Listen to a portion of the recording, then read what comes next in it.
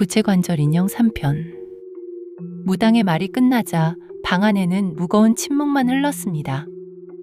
엄마는 떨리는 목소리로 물으셨습니다. 정말 방법이 없는 건가요? 무당은 한동안 아무 말도 하지 않았습니다.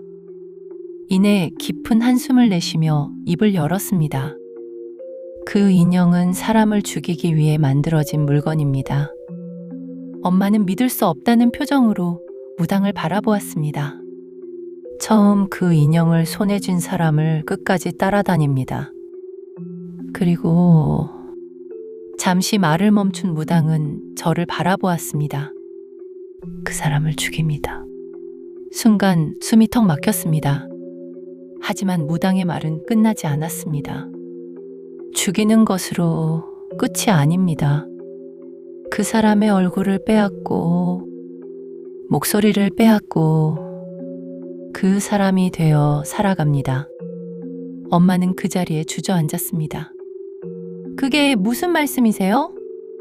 가족도 알아보지 못할 만큼 똑같아집니다. 사람들은 그 아이인 줄 알겠지만 실제로는 인형만 남게 되는 겁니다. 엄마는 눈물을 흘리며 말했습니다. 제발 살릴 방법은 없나요? 무당은 한참 동안 말이 없었습니다. 그리고 어렵게 입을 열었습니다. 방법은 하나 있습니다. 그 방법을 알려드릴 순 있지만 선택은 어머니 몫입니다. 엄마는 다급하게 물으셨습니다. 무슨 방법이든 하겠습니다. 그 인형을 처음 있던 자리로 다시 가져다 놓으십시오. 그러면 그 인형을 다른 사람이 집어가면 됩니다.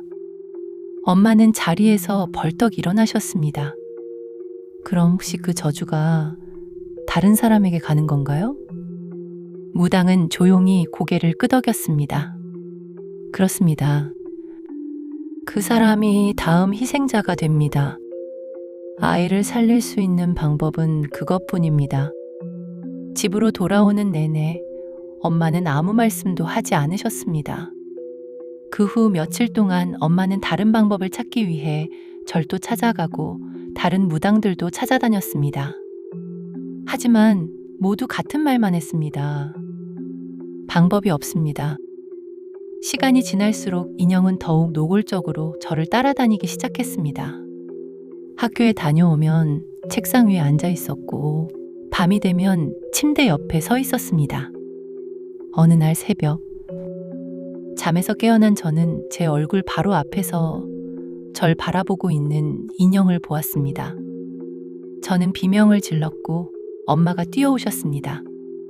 하지만 엄마가 방에 들어온 순간 인형은 다시 아무 일도 없었다는 듯 책상 위에 앉아 있었습니다. 며칠 뒤 엄마는 결국 결심하셨습니다. 인형을 상자에 넣으신 뒤 제 손을 꼭 잡으셨습니다. 엄마를 용서해. 그 말의 의미를 저는 그때는 몰랐습니다. 우리는 인형을 처음 주었던 길로 향했습니다. 엄마는 상자를 조심스럽게 내려놓았습니다. 그리고 제 손을 잡은 채 뒤도 돌아보지 않고 뛰기 시작했습니다. 며칠이 지났습니다. 신기하게도 인형은 더 이상 나타나지 않았습니다. 저와 엄마는 그렇게 그 일을 자연스럽게 잊은 채 평화로운 삶을 살 수 있었습니다. 그런데 이제 와서 다 지난 이야기를 왜 꺼내는 거냐고요?